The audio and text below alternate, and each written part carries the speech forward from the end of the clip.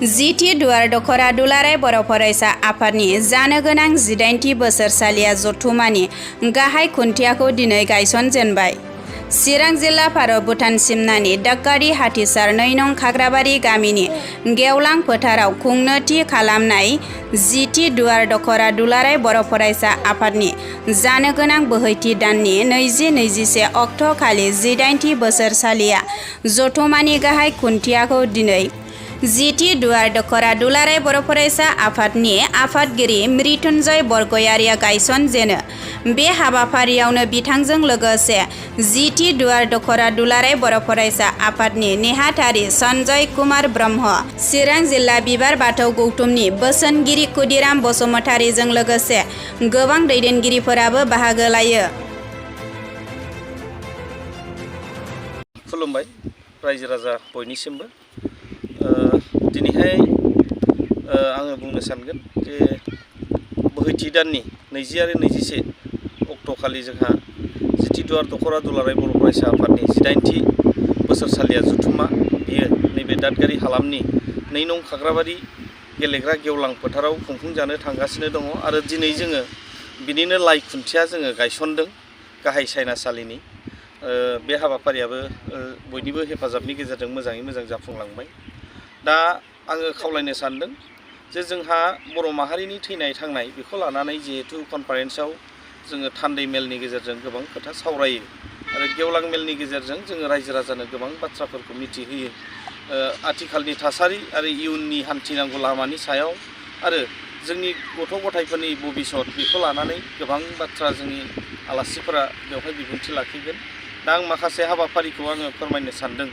जोंहा 20 डिसेम्बर खालि जोङो फुंबिलिनि समनिफ्रायनो जोङो हाबाफारि लादों। बेवहाय भलिबल गेलेनाय बादायलायनाय इन्टार इउनिट बेयो जागोन आरो काबादि बादायलायनाय बेबो इन्टार इउनिट बेयो बादायलायनाया जागोन आरो बिनि उनाव जोङो थुनलाइयारि आयदा बादायलायनाय जोङो हाबाफारि लादों आरो बेवहाय जोंनि ओनसोलनि फरायसालिफ्राव फरायनाय गोजौ फरायसालि गेजेर फरायसालि आरो माने फरायसालिमा आरो मुलुगसोलोंसालियाव फरायनाय फरायसाफोरखौ लानानै जोंहा बेयाव थुनलाइयारि बादायलायनाय बे हाबाफारिया दङ।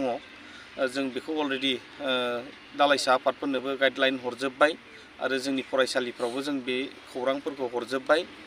गोबां फरायसाफ्रा बेयाव बाहागो लागोन जों मिजिं थिदों आरो आं खावलायनो सानदों जाहाथे बादायारिफ्रा बादायगोन लोगोसे फरायसाफ्राबो जाहाथे बे हाबाफारियाव बाहागो लानानै बादायारिफोरखौ थुलुंगा होयो आरो गावसोरबो माने बिनिफ्राय माबा मोनसे सोलोंनानै लायो। आङो बेखौ बाहागो लानो थाखाय खावलायहरबाय साफ्रोमबो फरायसा फरायसुलि बिथांमोनखौ।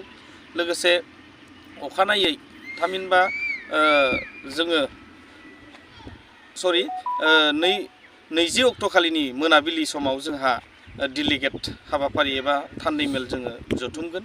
बेवहाय बेखेवगिरि आलासि महरै जोङो दुलाराय बर' फरायसा आफादनि बुंथिगिरि जनक उजिर सारखौ जोङो मोनबोनो हादों माने थान्दै मेल बेखेवगिरि आलासि महरै। जोङो बेवहाय जोंनि ओनसोलनि जेंना जेंगोना आरो जौगानांगौनि फारसे गोबां बाथ्रा जोङो सावरायनो लागोन। दा बेवहाय जोंनि मोनद' दालाइ आफादा बेयाव बाहागो लाफैगोन थान्दै महरै।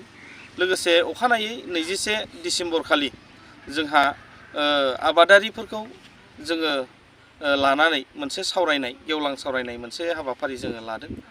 बेवहायबो जोंनि ओनसोलनि जेसेबां आबादारिफोर दं बिथांमोनखौ जों हांख्राय हरदों आरो बिथांमोना बाहागो लाफैगोन आं मिजिं थिदों आरो बाहागो लाफैनो थाखाय आं खावलायहरदों नोंथांमोननि मिडियानि गेजेरजों जाहाथे बे हाबाफारिया मैखोमै जाफुंसारो आं बिनि थाखाय मिजिं थिदों।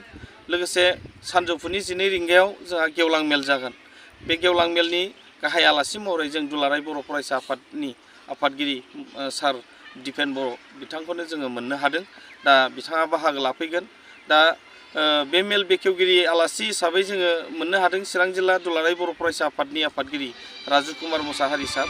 बिथांखौ जों माहारि जौगानाय माहारि थांनानै थानायनि जि मोनसे लामा हान्थिनाय बेयाव जों ज'यै खौसेथिनि गेजेरजों जोंहा थांनांगौनि गोनांथि दं। बेखायनो आं खावलायदों बे गेवलां मेलाव जाहाथे जोंनि जिथि दुवार दख'रा दुलाराय बर' फरायसा आफादनि सिङाव थानाय गासै बर' रायजो राजा बिथांमोनखौ धोरोम खोरोम बासियालाबानो हानजा बासियालाबानो जाहाथे बयबो बर'नि फिसा हिसाबै बाहागो लानानै मैखोमै जाफुंसार खालामो बिनि थाखाय आङो ओनसोलनि गासै रायजो राजा आइ आफा मेलेमजिबि बयखौबो बाहागो लानो आं गुरैयै खावलायबाय।